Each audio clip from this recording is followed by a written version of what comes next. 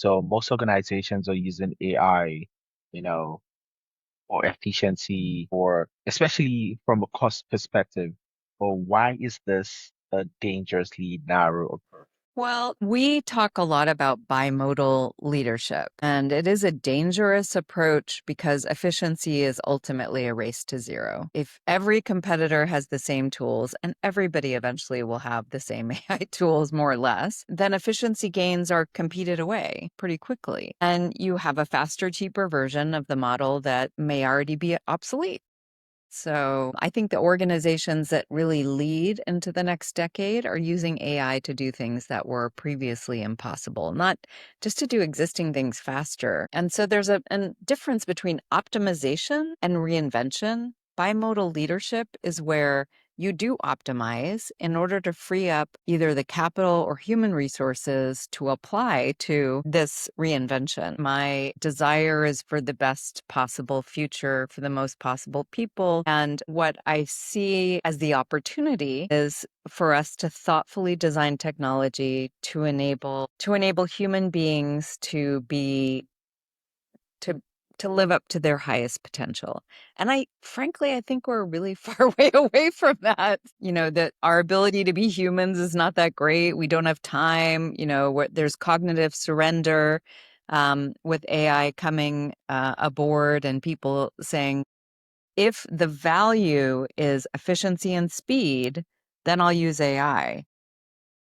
Nobody cares if what I'm producing is high quality. They just want it now, want it yesterday. And so I think that that's what I mean when I say, how do we ensure AI makes humans more capable? I think it's about the intent. Like, what is the broader intent of the business and, frankly, societal value that we'd like to create and harness technology to create? Hi there. Are you a professional or business owner teaching investors or sharing big ideas, but your presentations just are not keeping up with your vision? That's exactly why I use Gamma App, our proud partners. Gamma is an AI-powered platform that helps you build beautiful decks, documents, and web pages in just minutes. No complicated formatting, no design headaches, just clean, modern presentations that communicate your ideas clearly and professionally.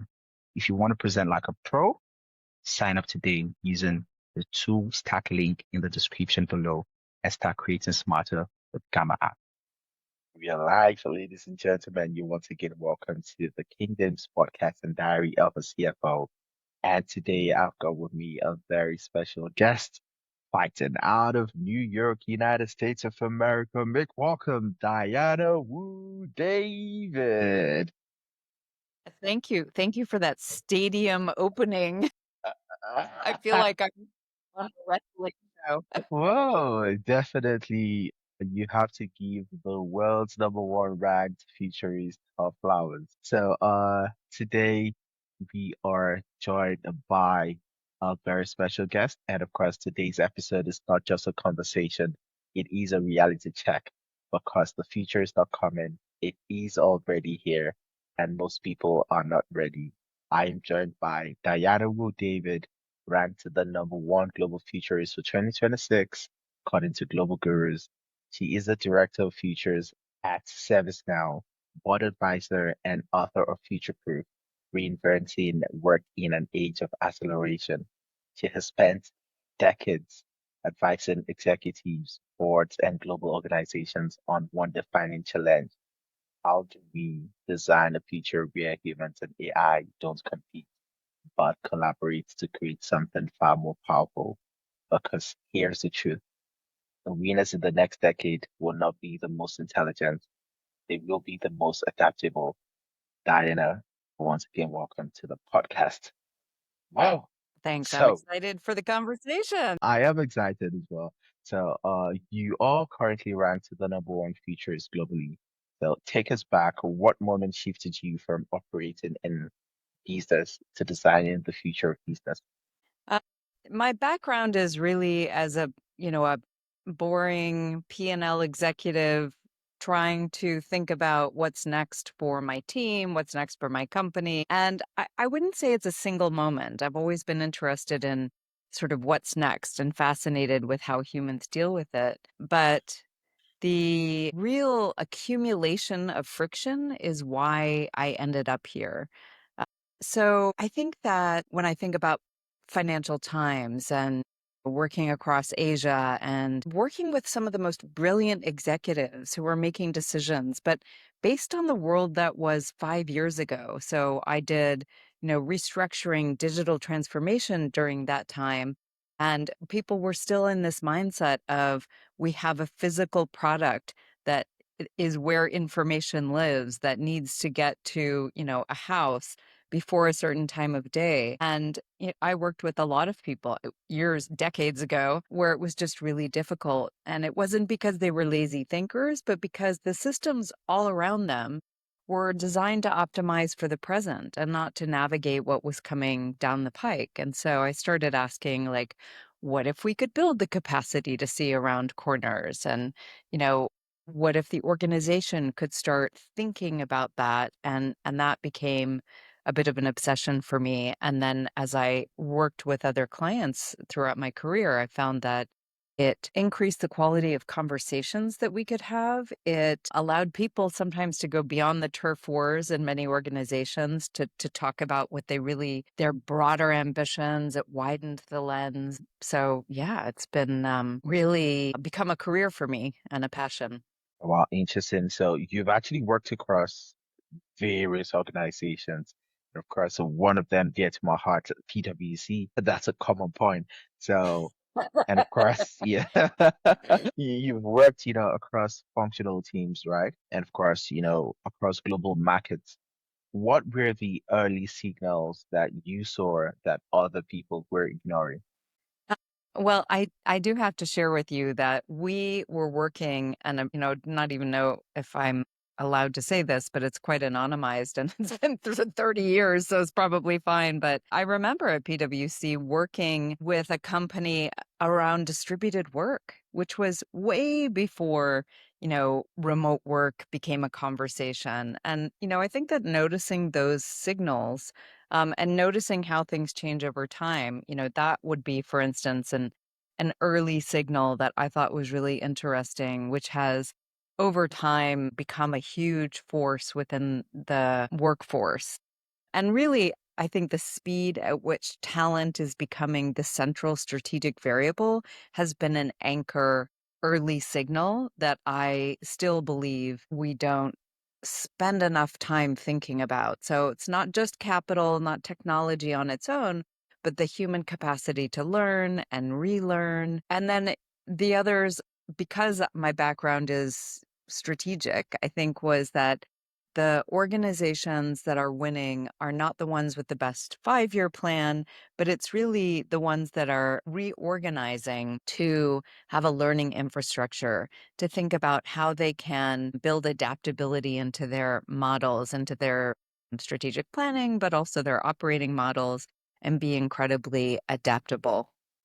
I love that term adaptability. And of course, it feels like you were sort of describing PwC without putting the label. Because I remember before remote work became, what I say, popular, many thanks to COVID-19, right? PwC were already testing the future of work. And I was part of that beta testing, right? Testing working from remote locations. And when COVID-19 happened, it was just a plug and play situation. What would you say regarding, would I say, seeing the future, anticipating the future, and performing research in order to ensure that organizations and entities remain agile, despite unforeseen contingencies, in terms of ensuring that work continues and that we build organizations that are stable relatively to the contingencies that the environment might bring up.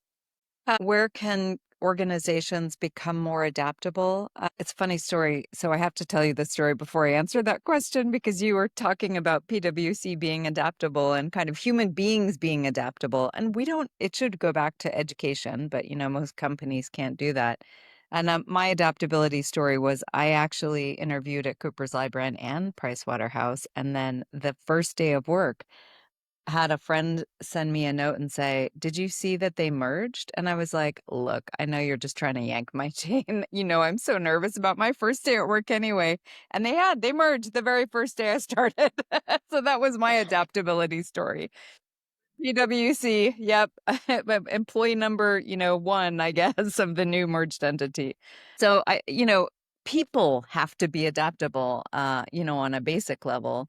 And the thing that I see more and more right now is from watching what happens when technology gets deployed without that question being asked. So I keep seeing this. A company rolls out a powerful system, and within 18 months, the human judgment that used to live in the team is atrophied. People stop developing instincts because the machine is doing it for them, or they've already designed workarounds because they don't like the interface. And then when the machine is wrong, or when the situation is really new, then the human capability um, to catch that is underdeveloped. Like we're not used to taking responsibility. And in all of these conversations I'm having with businesses who are all doing AI business reinvention, this is the crux. They're like, who is responsible? And so this is a moment where being more adaptable and creating an environment that makes humans more capable is requiring us to redesign work. And I think that back in the day, I was in Korea doing like business process mapping for a telco. And so it's not that, not all of this is new. We've always been in an environment where we had to redesign work to best figure out how to coordinate humans, how to coordinate humans with data, digitization, now AI, agentic, physical AI, then quantum. But now we need to do it. We can't do it and then go, okay, that's the system. Let's let it run for 5 years. It's a fluid, continuous adaptability that both organizations and human beings need to get their heads around and start thinking about. So you often talk about AI, and of course, you say, how do we ensure AI makes humans more capable? So where did that question come from, and why does it matter now more than ever? Well, I'm somebody who believes that the whole point of technology is enabling us to have better lives, right? My desire is for the best possible future for the most possible people. And what I see as the opportunity is for us to thoughtfully design technology to enable human beings to to live up to their highest potential. And I think we're really far way away from that. So, that our ability to be humans is not that great. We don't have time, there's cognitive surrender with AI coming aboard and people saying, well, if the value is efficiency and speed, then I'll use AI because nobody cares if what I'm producing is high quality. They just want it now, want it yesterday. And so I think that that's what I mean when I say, how do we ensure AI makes humans more capable? I think it's about the intent. Like, what is the broader intent of the business and, frankly, societal value that we'd like to create and harness technology to create? And the sort of larger conversation believes this, right? You can see that when, um, people say, oh, AI is going to cure cancer. Like we want to believe that it will make us so capable that we solve some of our largest problems. Like we, as a world, we have huge problems. And if we can focus some of the both the human and um, technological firepower at solving some of those problems, I think it could be extraordinary. Using the old way that we digitized, frankly, our processes, we're just taking the same old things that we always did and trying to apply AI to them. So AI does not apply to everything. And B, maybe things should be different. Maybe we should be focused on different things. And I think that that's the human capability, the intent, the judgment, the decision on why and what we're going to work on is important. And I think that we need to really lean into that. Okay, you talk about the many problems, especially the big problems we have as humanity. And speaking of problems, one of them is unemployment. And cutting through the noise, is AI replacing jobs, or is it fundamentally redesigning how value is being created? Option C, all of the above. So both are happening.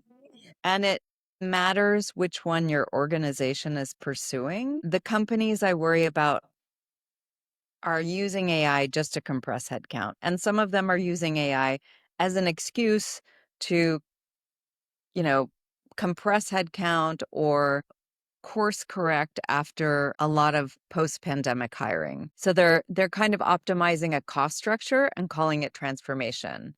And they're rewarded often in the market with share price increase or, positive investor sentiment. But the companies that I find that are really exciting are asking a completely different question. So they're thinking, given that AI can now handle a large portion of what we used to do, the sort of human cognitive labor and some of the human, manual labor, The what mundane becomes work, possible that was never what's that? the mundane work, the work people don't want to do, people pushing Yeah. into AI this. Yeah, the mundane work and all the pain points, the work we don't want to do. But what I find interesting is the value creation, which you pointed out, that like what becomes possible that was never possible before. And that's sort of the redesign question. And that leads to entirely new categories of value and new ways of serving customers and new business models. No, the replacement narrative is real. And I think for early in careers, especially, it's a concern, but it's the least interesting thing about what AI makes possible. It's interesting that a lot of organizations are caught in the efficiency trap. So most organizations are using AI, you know, or efficiency, or especially from a cost perspective. But why is this a dangerously narrow approach? Well, we talk a lot about bimodal leadership, and it is a dangerous approach because efficiency is ultimately a race to zero. If every competitor has the same tools, and everybody eventually will have the same AI tools, more or less, then efficiency gains are competed away pretty quickly. And you have a faster, cheaper version of the model that may already be obsolete. So I think the organizations that really lead into the next decade are using AI to do things that were previously impossible, not just to do existing things faster. And so there's a difference between optimization and reinvention. Bimodal leadership is where you do optimize in order to free up either the capital or human resources to apply to this reinvention. And the way that I talked about it a couple of years ago is when they projected years ago that you had 14% gain in productivity, is what if you had an extra day? Instead of 7 days, you had 8 days. And I remember speaking to this huge 1,000-person HR conference and saying, what are you going to do with the extra day? Like, how are you going to structure work if you have an extra day? If you have 8 days in the week and you just got a free day? And that is for reinvention. Before we dive back into today's conversation, I want to share something important. This episode includes a paid partnership with BetterHelp, a platform designed to make starting therapy easier. I know from my own journey as a leader and entrepreneur that life can sometimes feel overwhelming. There are seasons where stress, uncertainty, and pressure build up, and you need a safe space to process it all. That's where therapy comes in. Therapy isn't only for people facing clinical challenges. It's a space to reflect, grow, and find better ways to manage stress, relationships, and personal goals. It takes courage to seek help, but it's also one of the smartest investments you can make in your mental and emotional well-being. That's why I'm proud to highlight BetterHelp.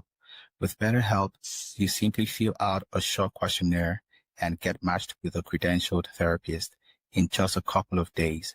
If the first match doesn't feel like the right fit, you can easily switch therapists at no extra cost until you find someone who truly connects with you. Inside the platform, you'll also find tools like journaling and group sessions on different topics that can support your growth. And with over 7,000 reviews and a 4.5 Trustpilot rating, BetterHelp is a platform you can rely on. So, if you feel like you'd benefit from talking to a therapist, visit betterhelp.com/King Dames. That's betterhelp.com/King Dames to get 10% off your first month of therapy. Once again, this is a paid partnership with BetterHelp, and I encourage you to take that first step if you've been thinking about it. Sometimes the best investment you can make is in yourself. Wow, interesting. So, speaking of reinvention, what would you say are the non-negotiables for leaders in this age and time when it comes to making decisions regarding humans and AI within organizations? So I understand how tough it is to be a leader right now. And, the people I speak to are saying that they're getting 5 hours of sleep because they're trying to keep up with the information. They're trying to redesign work. They're trying to make sure that work can happen at the same time that they're redesigning work and make sure everybody feels okay so that they don't feel like they're being redesigned out of work. Like it's so hard for a leader. And so first, let me just take a pause for compassion. I think that some of the things that they need to think about is where will judgment live? So, not every decision should be delegated to an algorithm. Although, just today, somebody sent me a paper about AI's influence on leadership. But even when the algorithm is more accurate, sometimes there's decisions that carry ethical weight or political stakes or human consequences where accountability should remain human. And you need to have some explicit clarity on that boundary. Second, I would say decide what you're building human capability towards. So if you're using AI to automate without investing in what humans do with that cognitive capability that's freed up, then you have a workforce that is actually less capable because they're doing the same thing they always did, only a little bit more of it is automated. Or they're doing the same thing and they're relying on AI to, write all of or summarize all the emails. And you haven't replaced with some kind of level up. So, for example, some of the early in career trends I see, the pace setting companies, they are not asking their early in career hires to just do the same thing they always did, but with AI. They're setting them impossible tasks, tasks they know they cannot complete, but they're asking them to do as much as possible with AI. And then they pair them with a senior mentor or leader to say, here's how to go the last mile, and also to review what their assumptions were. And like that's a growth mindset. It's a growth mindset for the early in career and probably for the senior leader. And then the third is always governance. I think that governance as compliance and even technological architecture is important, but also governance is a living system. So AI is changing all the time, and the frameworks for oversight need to be built for continuous revision and often principles based, because the human beings end up being the guardrails in a fast moving organization. So, what would you say is the biggest strategic mistake that companies are making right now when it comes to AI adoption? They have a tech first approach that people don't trust, and they're really interested. It's what I call the let's take the robot to the fridge problem, which is you have this shiny new object that could, change the world, cure cancer, whatever else, like, or a robot that can, like, lift heavy objects and save people from rescued car wrecks. And instead you're like, this is so cool. Instead of going to the fridge to get your soda, you ride the robot to the fridge because it's just fun. It's a shiny object. Let's play with it. It creates absolutely no value, and you could do that on your own much better. And that is a tech led approach to AI business reinvention that disrespects, that sort of disregards the human experience of being within this organization. And it's very point solution, like, let's try this one thing. And McKinsey has shown that actually across 25 different categories, having an end-to-end solution where you really are thinking about what is the value that we want to create in 3 years, let's say? What does the world look like then? And what is the best way to serve that value creation or that customer with the combination of the technology we have now, the technology we think is coming, the human attributes we have now, the human attributes we think we can develop? And a lot of Amazing. people are not taking the time to do that. They're just going, okay, let me buy this thing. A lot of people are obsessed with the tools, and this is something we emphasize a lot on this podcast. We have a framework called mindset, skill sets, tool set, and it's really amazing. You touched on the growth mindset. The growth mindset is what we promote on the podcast. And looking at your work, you actually lead futures research at ServiceNow, and we are at an age and time wherein the future is very, very uncertain. And I think in the words of your friend, who is also a futurist, that is Roy Stower, he talks about leading in uncertain times, that is navigating without a map. And I very much, would I say, relate with your empathy for leaders right now. It's a difficult point in time in history for leaders. So how should leaders approach thinking about the future when prediction is unreliable? I don't know if prediction was ever that reliable because strategic foresight started in war. Basically, it came out of the military. But some of the times that it's been most kind of famously used is in Shell during the oil price shocks when there was a really conclusion or an assumption across a wide body of executives that things would not change because we are just wired to think that things are not exponential, that they're linear. And so if you had asked 10 executives at Shell to predict what would happen, they would all come with the same answer, which was business as usual. And what I like to think of is preparation. So not prediction, but preparation. What will happen? And what are the many different things that may happen if we start to track certain trends and we start to think about the pressure points and then kind of relay those out? Like, what are in foresight, what are the different future possibilities? What kind of conversation can we have about which one is our preferable future for our organization? And how do we optimize around that while still maybe rehearsing for the possibilities that we may need to face in the future? And you think about going into a room, if I go and speak on a stage in front of 2,000 people, I'm totally fine because I've done it so many times before. I've rehearsed. The first time I did it, it was terrifying. And the same is true when you start to have these conversations. You build up exceptional situational awareness. You've all had these conversations about what may happen, and you've started to track and synthesize and make sense of what they call kind of time zero events. Like when we see certain signals in the market, let's have that conversation about what could happen next. And we've all it's like a fire drill. We have either rehearsed or we've talked about what we're going to do. And that's why in Asia, for instance, in Hong Kong, where I lived, they had lived through SARS. And the minute COVID hit, they said, okay, we know what this is. We've done this before. And they acted really quickly. Whereas you saw other places where they had never experienced that kind of pandemic, where there was no process to deal with it. And there was high emotion and a lack of coordination.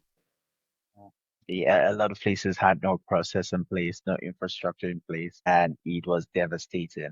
And, you've actually said this before in the past. You said that the best organizations do not predict, they adapt. So what systems make adaptation, would I say, a smooth process for organizations? Well, I think it's useful to have some kind of genuine intelligence function within an organization.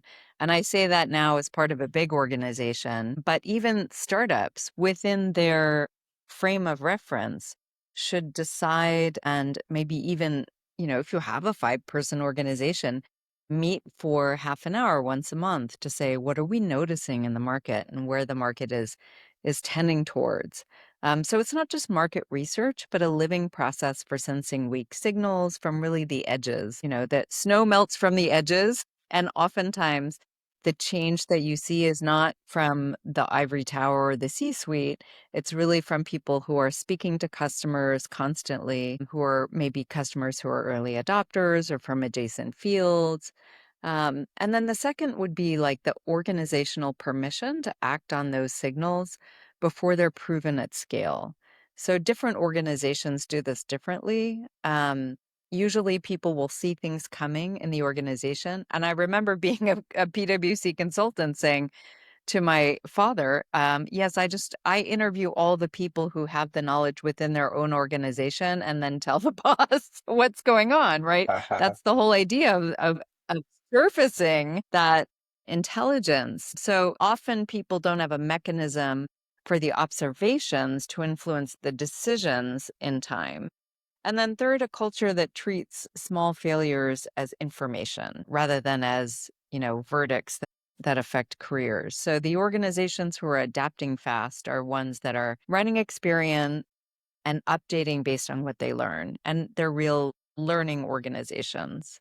Oh, wow, interesting. So you talk about deciding how you decide. So what does that mean in high stakes environments? Mm. I feel it means being deliberate about your decision architecture. So I mean that from an individual leadership perspective and also from a corporate perspective, and being deliberate about that before you go under pressure. Because when people are in a crisis or facing really novel challenge, you don't have a cognitive bandwidth to design your decision process. And the leaders who are deciding in advance know who needs to be in the room, what information is sufficient to move, where the decision authority sits, what review cadence looks like. And even if that's a baseline that needs to change, I've worked with a ton of boards and boards of directors, and they will have a plan. It's better to have a plan and a decision architecture and change it than to have none at all and spend the first, couple of hours trying to figure out what you should be doing. Um, Likewise, that gives you the time when it's not a crisis to think through bias, to develop checks against that. And the people who are failing in the high stakes situations are not failing because they're not intelligent people. They're failing because their decision processes just collapse under the pressure because they were not designed in better times. And this is what actually results in resilient organizations. You said it before that organizations that do not evolve will break under pressure. So what is it that founders should look out for in the process of building these organizations that are resilient, that can adapt, that can evolve under pressure? I think founders of startups probably have that built in because they don't have the layers of hierarchy and the organization that make things a little more brittle. But I would say build for learning in addition to performance, because organizations that break are usually ones where they don't want to admit uncertainty or changing direction is treated as a weakness. And the ones that evolve just have made psychological safety like a genuine operating principle, not just a poster on the wall. And that's true if it's a 3-person organization or if it is an in-person organization. It's about having like short feedback loops, smaller experience before making larger commitments, leaders who are intellectually humble. And when a person at the top says, I was wrong and here's what I learned, that sets a tone that really reverberates across the organization. The tone at the top is very, very important. And of course, it's something that PwC always emphasizes.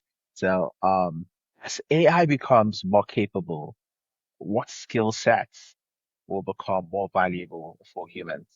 So it's a question we keep asking ourselves. And I think it's a defensive posture to a certain extent. Over the last couple of years that I've had that conversation, I'm starting to think that it is a mindset. It's not like, I don't think that certain skills are durable, right? Sense making and ambiguity is something that I think is important as a human being. Partly because, when all your technology goes down, you need to actually be able to still perform. The ability to ask the right questions before you know the answer that you need. Cross domain synthesis, although I think that AI is starting to do that at least better than me, but I seem to be able to connect dots in a weird way that doesn't make logical sense, but maybe makes intuitive sense. Ethical reasoning, I think, is an important one for us to really hone and be thinking about. Relationship building to create trust for real collaboration. That's something that people are designing technology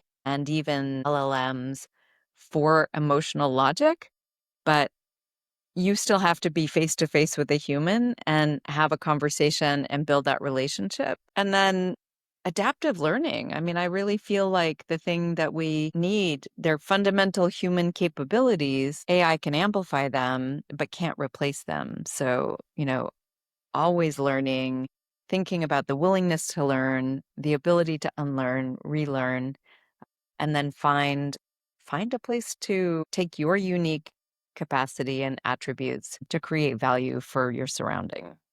I think I very much appreciate that. And of course, you are reminding me of the episode I had. Yeah, this is well over a year ago now with our mutual friend Brett King. Shout out to Brett King. And he said, all I need to tell people is I am a person with a curiosity to ask the right questions. And I can see this is evergreen. The ability to ask the right questions never goes out of fashion. And speaking of fashion, like AI has become what is in fashion right now. There's a lot of buzzwords out there right now, but beyond the buzzwords, what does it mean for an organization to be future-proof, and what does it look like? That's such a great question. I think that it's an organization where a strategic planning cycle is not just annual, but is continuous, where there's a dedicated function for scanning and synthesizing signals from outside the organization, where a leadership team has genuine cognitive diversity and people who think differently from each other, but build the trust required to use that diversity productively rather than kind of defaulting to consensus ideas. A place where the workforce is genuinely developing, not just being reskilled for current roles, but being equipped for roles that don't exist yet. And where governance of AI and emerging technology is embedded into operations, not just in the compliance team. Okay, so when it comes to the teams that work in these organizations, there's a lot going on. Would I say regarding redesigning the way teams function. So, how should leaders now redesign their teams in order to enable them become AI native organizations? Amelia wanted to host a webinar, but the tool couldn't deliver. Zooming out, she turned to Webinar Geek, an expert solution for webinars. With seamless setup and intuitive design, she delivered the perfect webinar. Webinar Geek, host webinars like a boss. There has been so much written about tiny teams, and there is a shift in perspective that I don't know is helpful around average revenue per employee because we're seeing smaller teams of humans with more AI capabilities create more monetary value. In that context, I'll focus on the human beings. And if you are a leader of a team, I think you need to be honest about what is your team doing today? What value are they producing? Like, what is really the job to be done? And when you map it out, you might find that a significant portion of work is information gathering, formatting, summarizing, scheduling, routing, that kind of thing. AI handles that better than most humans. So then what is the human contribution that you want to be left with? And designing towards that and building smaller high trust teams where each person is genuinely operating at the top of their capability. I'll give you an example because I think that people feel this pressure, leaders feel a pressure to design this and serve it up. But we have so many instances within our own company where a leader has said, let's pick 5 topics that we feel are going to change the game in this new AI business reinvention. And let's spend some time coming together in a squad or a guild or whatever you want to call it, and really work on disrupting ourselves and work on the future of what this team might be.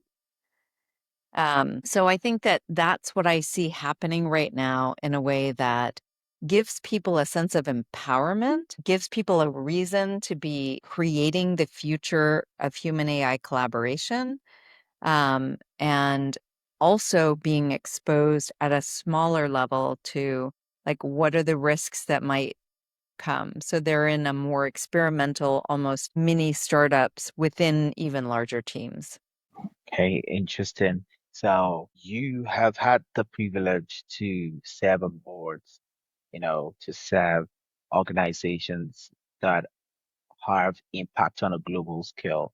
So what would you say separates the leaders who scale globally from those who stay stuck locally? My thinking on this has changed a bit because I am, by almost definition, a globalist. And in my first book, Future Proof Reinventing Work in an Age of Acceleration, it talked about technology demographics and globalization. And while I think that globalization has been the story of my era, both the hope that people had for it and the retreat from it right now. I don't necessarily think that you have to be global in order to create value. So let me just say that as a beginning. That said, I Disclaimer. appreciate working for global businesses. I work for global businesses and always have, and I see that it's the ability to hold complexity without collapsing it into false simplicity. So, leaders who have scaled globally develop contextual intelligence. They don't assume their market's home logic applies everywhere else. They're genuinely curious about why a different market operates differently and what they can learn from it. And they build teams that span worldviews and geographies and invest in creating bonds between people that have that different worldview. So there is a tension of managing very different contexts simultaneously without forcing them all into one framework. But leaders who can do that globally are those that can be quite comfortable with managing all those different contexts simultaneously. Interesting. You remind me of a phrase that was quite popular at PwC during my time. They say, get comfortable being uncomfortable, right? And, you've actually spoken a lot about learning today, and it is clear that a mindset shift is required in order to lead successfully in this constantly uncertain times. And what would you say is the key to balancing that short-term survival with long-term transformation? The key to balancing long term survival and short term transformation is from moving from certainty as a goal to clarity as a practice. You cannot achieve certainty in this moment. The leaders who try to project it and what they believe is going to be true for all time often end up either lying to themselves or their teams, or they have to freeze when reality doesn't cooperate. So the leaders who kind of thrive in uncertainty have stopped needing to know the answer before they begin.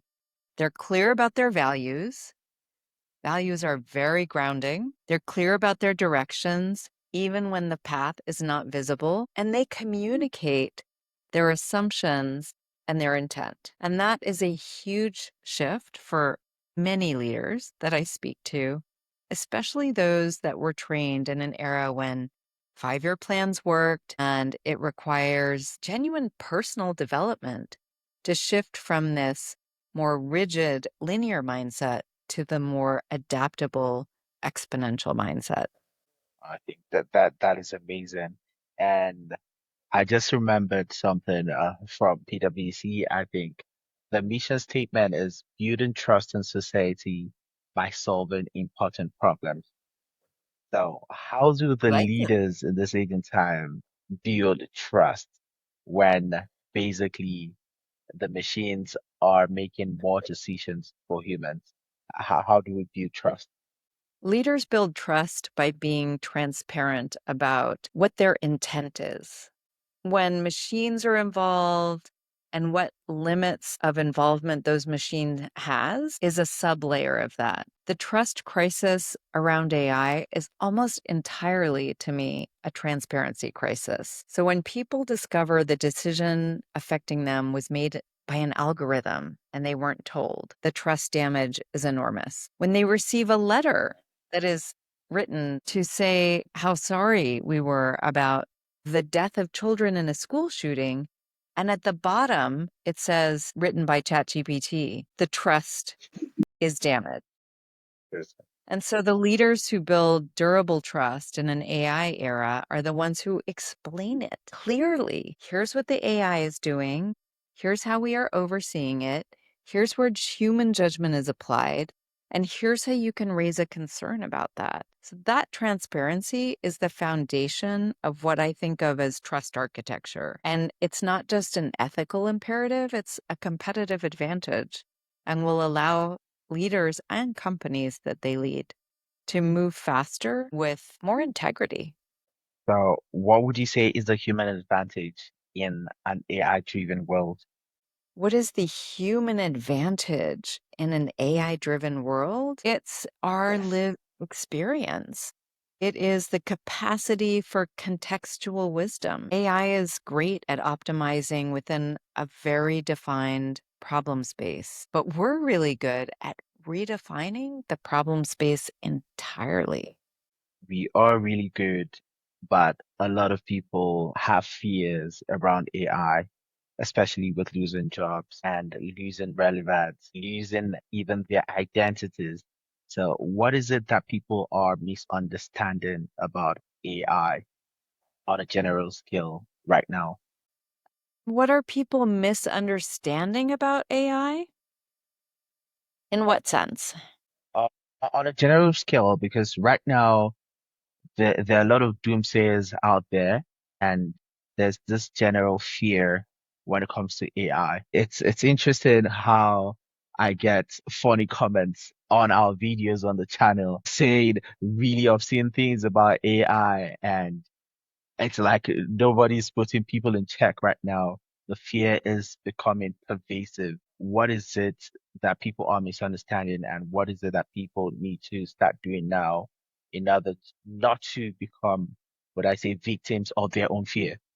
Yeah, that's a good point because there is a moment when the fear you have over something prevents you from even beginning to be curious about it. And I think that that Yeah. is an issue. Yesterday, I went to lunch with somebody who's just graduated college and he's in theater. And he said, nope, no AI. It's going to, completely change the way that creatives make a living.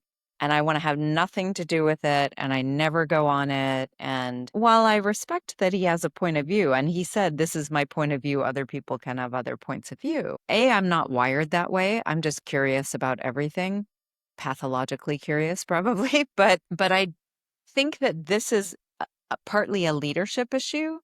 Um, I heard something called FOBO, which is fear of being obsolete, which is basically a deep human fear, right? Like people are not just scared of AI, they're scared of their identities and their roles in that. And in my first book, Future Proof, I talked about this before AI was on the scene because it's a longer lifespan where you're going to have to figure out how to work longer, probably.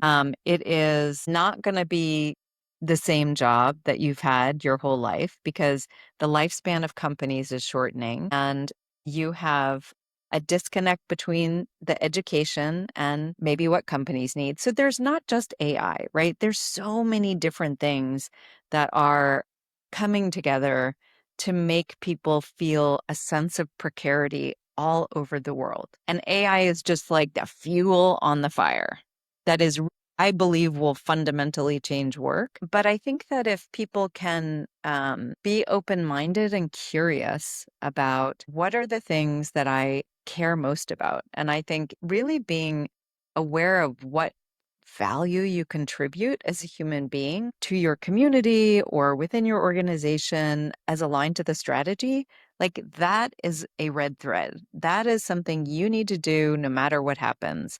Because if AI is coming, and that's all done, then something else will come. So, that is a quality that as a human being you need.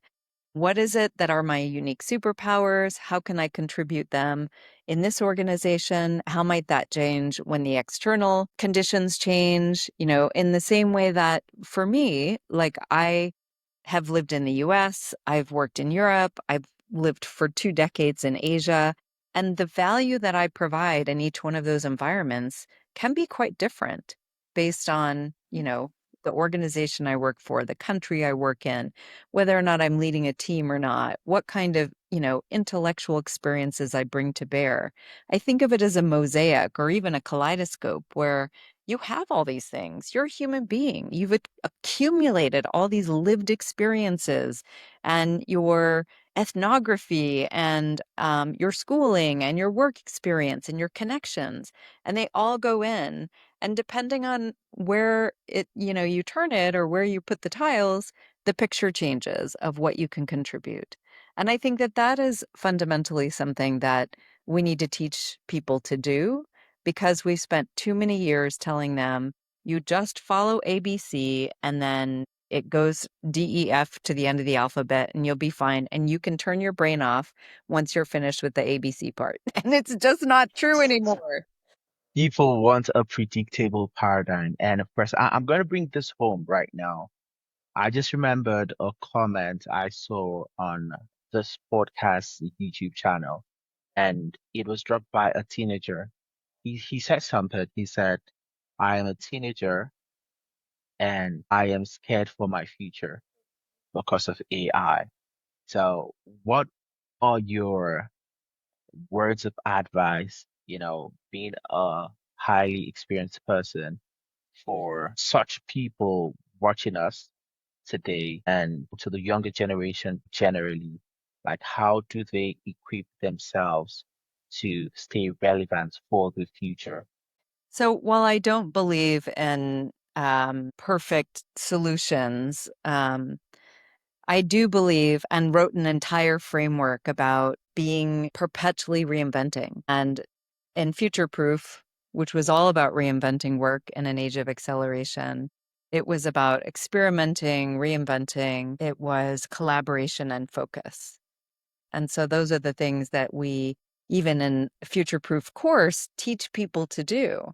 We teach them to audit their current value, which frankly you can do as a teenager, that you can do Strengths Finder as an assessment and find out, not your job title, but like, who are you? What do you actually contribute that creates impact? And being brutally honest about which one of those contributions are, durable and which one is vulnerable as we change. I would say another thing is identifying your highest human leverage, right? What is it that you do that AI does not replicate? And I have 3 children that are in college and on their way to early careers. And I think that if they can build relationships, develop their own point of view, invest in that deliberately, that is a huge strategic asset. Even though we're saying AI, no AI, I do believe that people need to build their AI fluency. So, not to become technologists, but to become people who orchestrate AI effectively, who think about ways that they can work with new technology as it comes on board, because the next leaders will be judged by how they direct, evaluate, and govern human AI collaboration. Amazing, amazing. The Vice President Global FinTech Strategy for Money 2020 was on this podcast in the second half of last year. Zach Pettit, and he said something. Your job is not going to be taken by AI. Your job is going to be taken by your colleague who knows how to use AI better than yourself. So I think this very much applies in a lot of situations. It's very important that we make ourselves, would I say, AI literate in this age and time. I think that's the bare minimum. Well, I think that you need to get good at noticing because you will not be out of a job because of somebody who uses AI better. You will be out of a job because AI has fundamentally changed the system of value creation in your industry. And so that is why I'm a futurist. And I believe foresight allows you to scan for what's changing and where you need to go and learn in order to perpetually stay ahead. That's what I would say. Thank you very much for that take. And of course, that's something I always say on the podcast. Anytime a person shares their time with you, they share their life with you. Of course, the SI unit for measuring time. Life is time. So, before I hit the quick fire round, we have a tradition on the podcast. So, you'd give me a name you would love to see on the podcast. Okay, two names actually. One name you would invite yourself, and one name for me to invite on the podcast. So, do you want to take the quick fire round before you come up with the names? Are there any names top of your head right now? Yes, because you said strategy is how we spend our time, it would be David Lansfield, who is writing a book called Everyday Strategy, who is himself a master strategist and also a past partner at PwC. Oh, wow! Another PwC alum. There Okay, you so go. Um, is that the name you are inviting? we'll both invite him. I don't have to give you two names. Okay, okay. He's good enough for both of us. Uh, okay. We'll go with one name. We'll go with one name then. Okay, so are you ready to rumble? Five quick questions and apparently five quick answers. So number one is opportunity or inequality. AI will create more opportunity or more inequality. What Yeah, side are you on? What side both, are you on? both. It depends on the choices we make now about access, education, and governance. And I think that we have the chance for more opportunity, but the responsibility for decision making and action is on us. Okay, interesting. So what is one skill to master for every leader in the next 1 year? What's the most important skills to master right Asking better questions, not just of AI, but of themselves and their teams and their assumptions. now? Okay, amazing. I love that. Okay, so number three is what is one belief about the future of work that is completely wrong? That the goal of work is to find a stable role and stay there as long as you can. Stability is no longer the goal. It's about navigating and learning. And the people who are going to thrive will be people who can move and reorient and contribute in new configurations, not the ones who just found a safe place to stand and defend it. There's no such thing as stability any longer. It is gone with the wind. Okay, number four is about starting over again. So if you had to start your career over again today, what would you focus on first? I would have built relationships across industries and disciplines much earlier instead of thinking I had to pick a lane and stay in it. Because the most powerful thinking and work I've done has always happened at the intersections. And I would have sought those intersections out much more aggressively from the beginning. Amazing. I think that also speaks to the PwC professional framework. Building relationships is a pillar on that. And of course, the ability to work with cross-functional teams as well. That is your global acumen. The very last question is about legacy. So what legacy do you want to leave in shaping the future of work? I want to have contributed to a world where the AI transition actually expanded human potential rather than diminished it. And that's not just for the people at the top of organizations, but for everyone whose work and livelihood is being reshaped right now. So if the frameworks and thinking I put into the world help more organizations make that choice consciously and well, that will be amazing for me. Amazing. And of course, speaking of amazing, your time today on the podcast has been amazing. And of course, to the viewers, guys, the future is not coming. It is already here. And most people are not ready. The winners in this next decade will not be the most intelligent, but they will be the most adaptable. And of course, once again, thank you very much, Diana Wu David. Do you have any last words, any final parting words, or do you want to leave a shout out to anyone before you leave today? Well, I've been thinking a lot about my early career and the fact that I worked for Dr. Henry Kissinger, who is no longer with us, and his ability to scan the horizon to see what God would rest go his soul. next and to act on that information. And so, yeah, I guess a shout out to him wherever he is, because I really appreciate the wisdom and being sort of observing that from afar and the amount of different kind of people that would go through our office that he would talk to. And I think that, that is what I think is really relevant is continuing to have conversations together across many different people is something that we all can do with fairly little effort. And so I appreciate you for bringing us together on this podcast to have those conversations, Adamola. Well, thank you very, very much, Diana David. So, to the audience, once again, you guys know what to do. Comment, like, share with your network. And of course, always go for something in your life. Conceive, believe, strive to thrive, and go achieve. Till next time, it's goodbye from me. And of course, it's goodbye from Diana Wu David. Wow, amazing.